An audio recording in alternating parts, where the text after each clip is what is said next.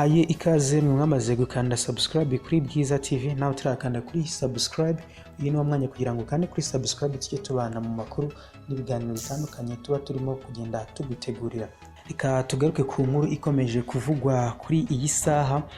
Colonel Rugema wayoboraga LUD urunana yishwe nyuma y'amezi 3 yimitwe. Colonel Rugema Emmanuel wari mu bayobozi bagize umutwe wa LUD urunana bivuga ko yishwe nyuma y'iminsi mike. Uyu mutwe uvugwamo uruntu. Amakuru yizewe agera ku kinyamakuru Igihe aremeza ko kuri uyu wa gatatu tariki ya 21 Ukwakira, Colonel Rugema Emmanuel wari umuyobozi w'umutwe wa LUD urunana urwanira mu mashyamba ya Repubulika Iharanira Demokarasi ya Kongo yishwe. Birakekwa ko Colonel Rugema yishwe n'abasirikare ba LUD urunana ku kagambane k'abandi bayobozi bo muri uwo mutwe batamwiyumvamo, barimo Colonel Faida na Captain Governor. Uyu mutwe umaze iminsi urimo amakimbirane ashingiye ku buyobozi ndetse n'amoko. Amakimbirane yatangiye muri Kanama uyu mwaka ubwo Colonel Mpiranya Leosprie witaga Kagoma yicwaga. Byatangiye guhwihwiswa ko yaba yishwe agambaniwe na Colonel Rugema nawe washakaga kuyobora uyu mutwe. Bivugwa ko ubwo Colonel Mpiranya yari amaze gufata ubuyobozi bw'uyu mutwe wahise ucikamo kabiri kuko hari uruhande rw'abantu batamwishimiraga nk'umuyobozi mushya. Bamwe ngo bashakaga ko Colonel Rugema ari we uba umuyobozi, dore ko yaraziranye neza n'ubuyobozi bwa Uganda n'umutwe wa RNC ya Kayumba Nyamwasa. Ari naho haturutse ukutumvikana hagati y'aba bombi, buri wese agashaka kwica mugenzi we. Nyuma y'urupfu rwe, Rugema koko yahise ahabwa umwanya wo kuyobora LUD urunana.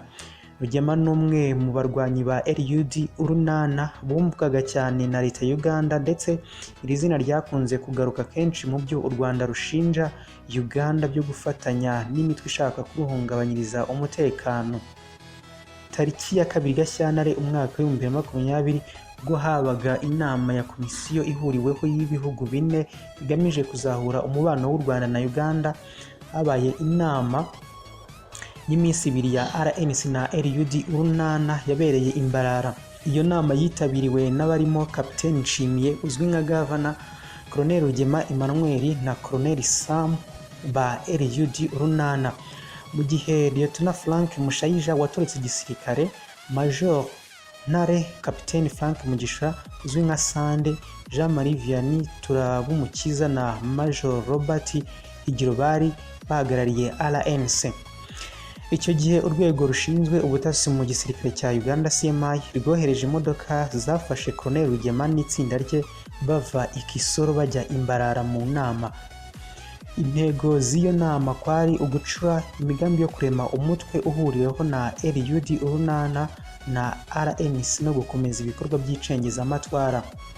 Colonel Rugema Emmanuel yavutse mu mwaka w'1970, avukira muri Uganda aho yari impunzi. Yabaye mu ngabo za RPA zarwanye urugamba rwo kubohora igihugu. Mu mwaka wa 2004 yatoretse igisirikare cy'u Rwanda ajya muri LUD urunana. Yakoze imirimo itandukanye muri LUD urunana mbere yo kuyobora nko kuba umugaba mukuru wungirije, gushingwa umutungo no gukora ibya politiki. Rugema n'umwe mu bayobozi ba LUD urunana bakomeje gupfa urusorongo nyuma y'abandi barimo General Musabyimana Juvenal wari uzwi nka Jean Michel Afrika, wishwe n'ingabo za Repubulika Iharanira Demokarasi ya Kongo mu gitero gikomeye zagabye mu gace ka Binza hafi y'umupaka w'iki gihugu na Uganda mu mpera z'umwaka ushize na Colonel Mpiranya Leosprie alias Kagoma.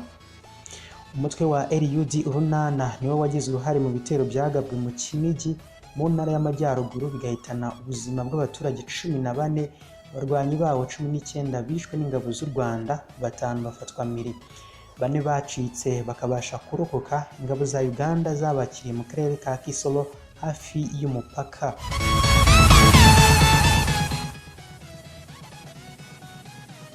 Ndabashimiye mwe mwamaze gukanda kuri subscribe kugira ngo ujye ubona amakuru agezweho buri gihe. Kanda kuri subscribe ndetse wibuke no gukora ku nzogera ya notification. Mukomeze kugira